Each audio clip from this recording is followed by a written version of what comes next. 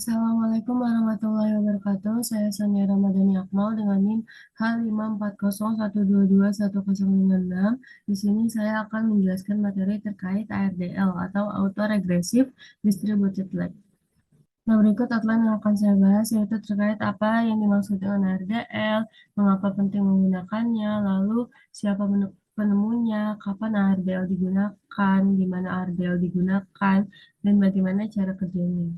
Apa yang dimaksud dengan RDL? RDL adalah model regresi yang memungkinkan kita nih menganalisis hubungan antara variabel dalam jangka pendek maupun jangka panjang.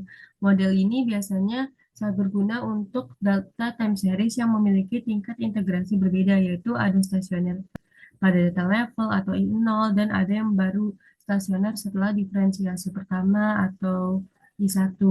Keunggulan utama dari RDL ini dibanding model kointegrasi lainnya adalah tidak semua variabel harus memiliki tingkat integrasi yang sama. Artinya kita bisa langsung menguji hubungan antar variabel tanpa harus nih memastikan semua variabel dalam kondisi yang sama. Mengapa penting untuk menggunakannya? Nah, ARDL memiliki beberapa keunggulan utama, yaitu pertama, fleksibel terhadap tingkat integrasi variabel. Nah, bisa digunakan meskipun variabel memiliki integrasi yang berbeda, selama tidak ada yang I2 atau di second reference. Yang kedua, cocok untuk data dengan jumlah observasi yang kecil. Berbeda dengan model lain yang memerlukan sampel besar, ARDL tetap efektif dalam sampel yang terbatas. Ketiga, dapat mengestimasi hubungan jangka pendek dan jangka panjang. Model ini memungkinkan kita melihat pengaruh langsung suatu variabel sekaligus dampaknya dalam periode yang lebih lama. Siapa penemu dari model ini? Nah, model ARDL dikembangkan oleh Sir David F. Henry dan John Dennis Sargent, yaitu dua ekonom yang banyak berkontribusi dalam bidang ekonometrika. Namun, konsep ARDL ini semakin populer setelah pasaran Sin dan Smith di tahun 2001 memperkenalkan bound test sebagai cara yang lebih mudah untuk menguji kointegrasi dalam model ARDL. Kapan ARDL digunakan? ARDL dapat digunakan dalam penelitian ekonomi ketika kita ingin melihat apakah ada hubungan jangka panjang antara dua atau lebih variabel tersebut. Tetapi variabel-variabel tersebut memiliki tingkat integrasi yang berbeda.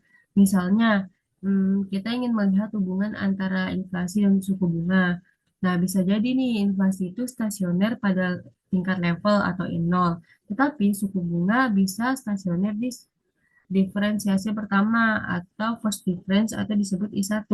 Nah, dengan RDL kita tetap bisa menganalisis hubungan ini tanpa harus mengubah semua variabel ke tingkat integrasi yang sama.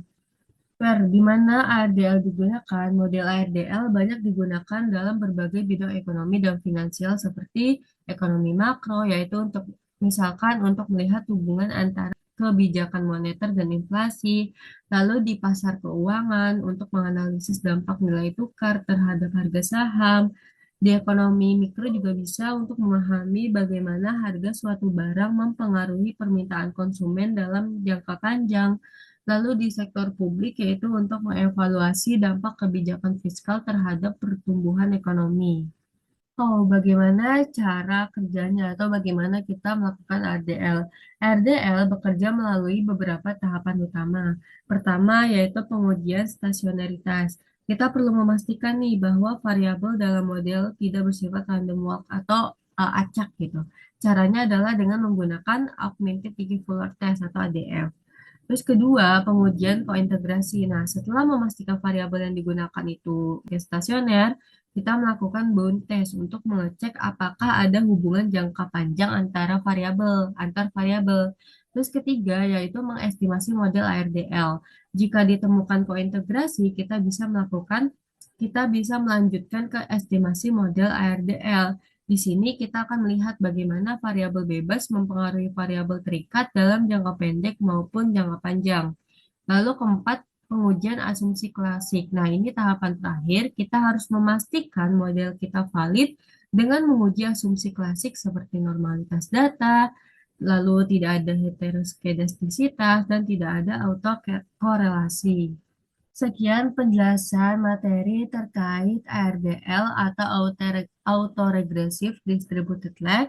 Selanjutnya, saya akan melakukan demo uji analisis RDL dengan aplikasi Stata.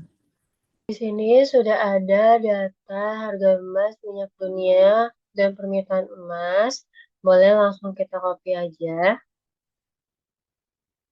Kita buka statanya, kita paste di data editor di sini. Jangan lupa dengan variable names. Nah, di sini sudah ke input datanya. Setelah itu kita akan memasukkan variabel time series-nya, variabel waktunya. Boleh ketik.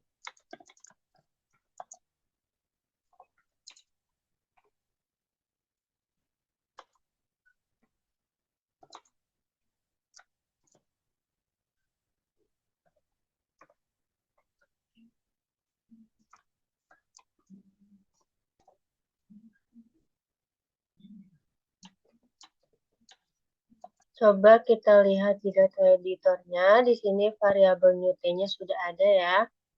Variabel Newton-nya sudah ada. Boleh kita langsung ubah formatnya. Karena data ini adalah data quarter. Maka dari itu, kuartal. Maka dari itu kita pilih yang quarterly. Lalu kita klik OK. Nah, di sini sudah ada ya. Newton-nya sudah terubah jadi time series 2017. Setelah itu, kita masukkan untuk men-set waktunya. Di sini dapat kita lihat Newton-nya, time variabelnya, lalu delta-nya per satu quarter atau satu kuartal. Setelah itu, kita akan melakukan uji stasionaritas data. Boleh ketik. Kita akan menguji stasionaritas data dari harga emas. Boleh kita enter. Dapat kita lihat di tingkat level data ini belum stasioner, yang mana nilai p-value-nya masih lebih besar dari 0,05 dan nilai tes statistiknya masih lebih besar dari critical value. Maka dari itu data ini perlu di-differencing, tapi sebelum di-differencing kita perlu membuat ini dulu.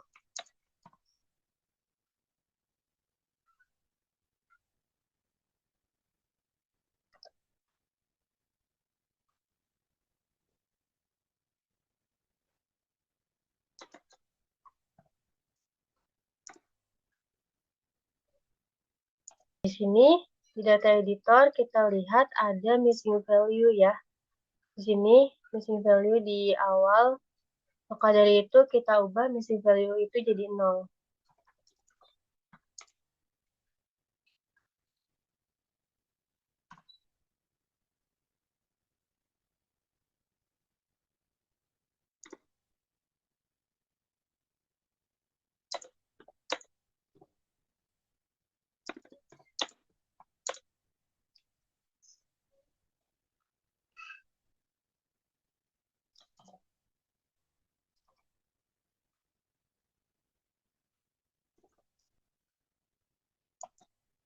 Nah, di sini di data editor dapat kita lihat untuk missing value tadi sudah berubah jadi 0 ya. Nah, kita boleh langsung ke melakukan differencing pada data harga emas itu.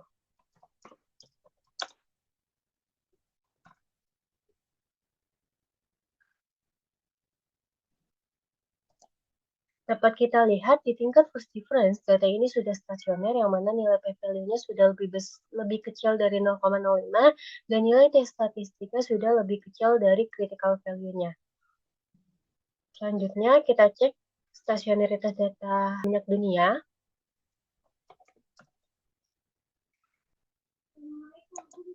Nah, dapat kita lihat di tingkat level data ini juga belum stasioner, yang mana nilai p-value-nya masih lebih besar dari 0,05 dan tes statistiknya juga lebih besar dari critical value-nya.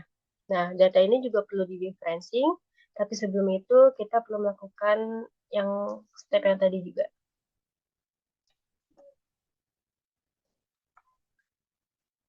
Kita ganti harga emasnya jadi yang minyak dunia.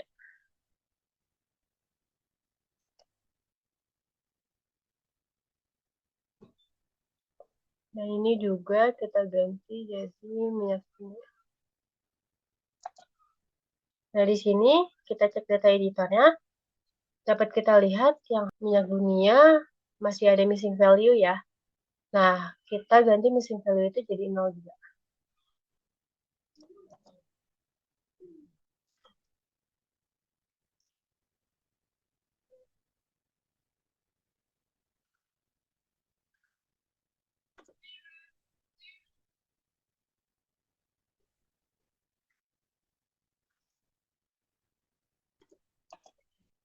Nah, kita cek lagi data editornya. Untuk missing value-nya sudah terisi jadi 0. Selanjutnya kita bisa melihat stasionaritas datanya di tingkat first difference.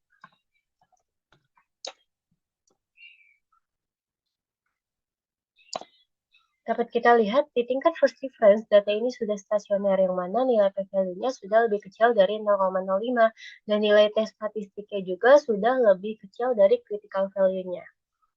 Selanjutnya kita akan mengecek stasionaritas dari permintaan emas.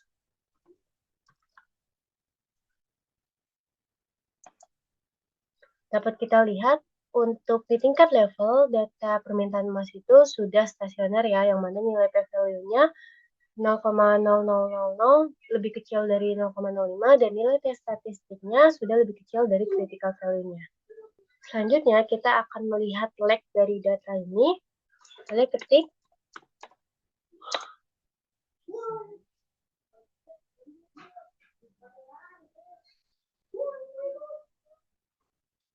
jangan lupa di depan harga emas itu pakai D kapital karena tadi stasioner di tingkat first difference yang minyak dunia juga. Boleh kita enter. Dapat kita lihat untuk nilai optimum itu yang EIC di leg 0 ya. Kita lihat yang bintang-bintang ini adalah nilai optimumnya. Nilai optimumnya di leg 0 untuk PIC-nya. Kita fokus di PIC. Lalu selanjutnya kita akan melakukan analisis ARDL-nya. Tapi sebelum itu kita perlu menginstal ARDL terlebih dahulu.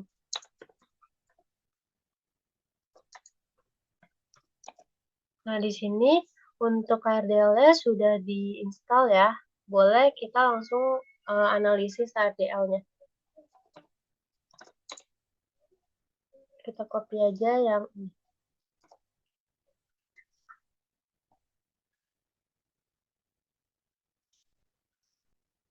Boleh langsung kita enter.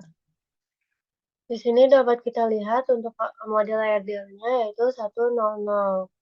Terus untuk nilai dari harga emasnya itu sendiri, di sini bisa kita lihat yang lebih signifikan itu nilai harga emas dari tahun-tahun sebelumnya yang mempengaruhi harga emas saat ini. Kalau secara lihat secara langsung sebenarnya untuk minyak dunia dan permintaan emas di sini tidak terlalu signifikan ya pengaruhnya ke harga emas. Tapi nggak apa, kita coba lanjutkan dulu saja untuk stepnya.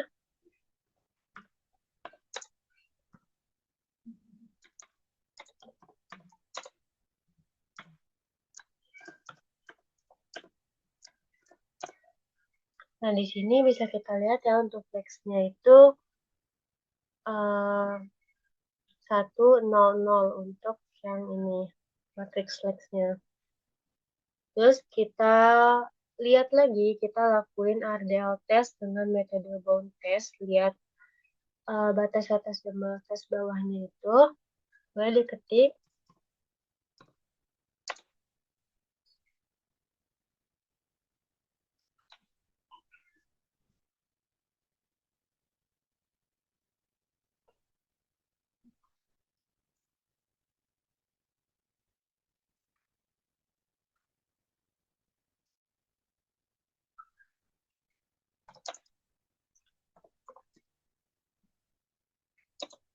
Masukin lex-nya itu yang 100 tadi.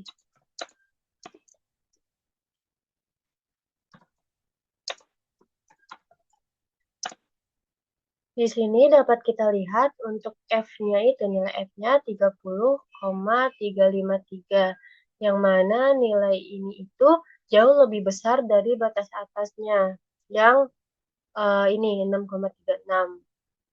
Sehingga dapat disebut bahwa kita menolak nol dan menyimpulkan bahwa terdapat hubungan jangka panjang antara variabel. Nah, lalu untuk nilai tes statistiknya minus 9,531 itu lebih rendah dari batas kritisnya yaitu yang minus 4,10 yang ini. Menunjukkan adanya hubungan jangka panjang. Nah, karena F statistiknya jauh lebih besar dari batas atas dan tes statistiknya juga lebih rendah dari nilai kritisnya, bisa kita simpulkan bahwa terdapat hubungan jangka panjang atau co-integration antara variabel dalam model ARDL ini. Nah, dengan kata lain, variabel independen dalam model memiliki dampak signifikan terhadap variabel dependen dalam jangka panjang. Maka dari itu, kita bisa melanjutkan stepnya. Selanjutnya,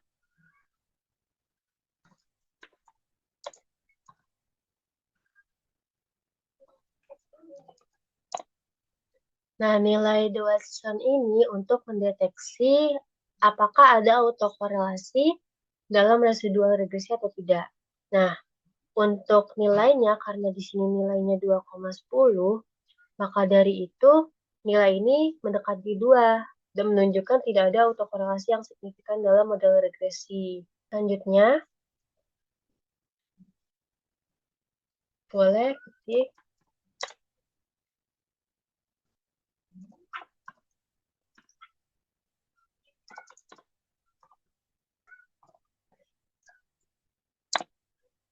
Nah, estate Godfrey ini juga untuk mendeteksi apakah ada autokorelasi dalam residual regresi atau tidak dengan mempertimbangkan WAG-nya. Nah, di sini dapat kita lihat untuk probabilitasnya itu 0,3701 yang mana jauh lebih besar dari taraf signifikansinya 0,05. Nah, karena p-value-nya lebih besar dari 0,05, nggak ada cukup bukti untuk menolak H0. Maka dari itu, tidak ada autokorelasi yang signifikan dalam residual regresi, sehingga model regresi valid dan model regresi dikatakan valid dan memenuhi asumsi klasik terkait independensi residual. Oke, kita lanjut ke tahap atau step selanjutnya. Kita bakal analisis lagi. Tapi sebelumnya kita download dulu ini. Ketik lagi.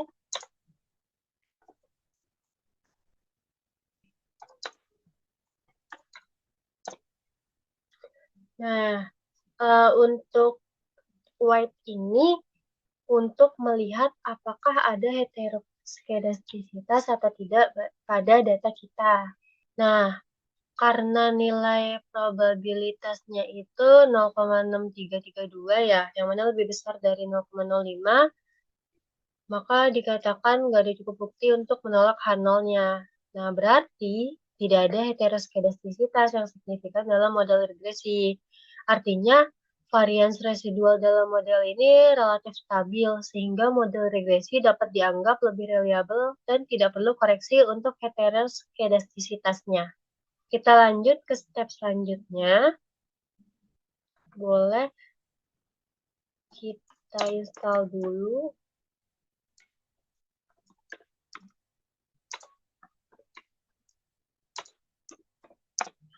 Oke, ini toolsnya udah keinstall. Boleh kita lihat secara grafik ya.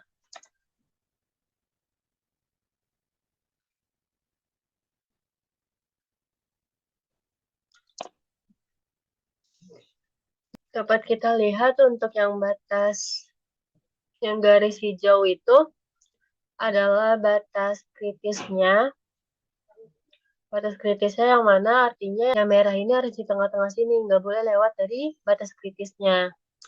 Nah, karena di sini ada yang lewat ya, di perkiraan tuh 2010 atau sekitar 2012 kali ya. Ada yang lewat, maka dari itu model ini menunjukkan ketidakstabilan atau breakpoint dalam varians residual setelah periode tertentu, yang mana bisa jadi ada perubahan struktural dalam hubungan variabel. Nah, model ini mungkin bisa tidak stabil sepanjang waktu, sehingga perlu dilakukan penyesuaian, misalnya bisa menggunakan dummy variabel untuk menangkap perubahan struktural atau metode regresi yang lebih fleksibel. Sekian demo uji analisis ARDL di aplikasi Stata. Kurang lebihnya mohon maaf. Wassalamualaikum warahmatullahi wabarakatuh.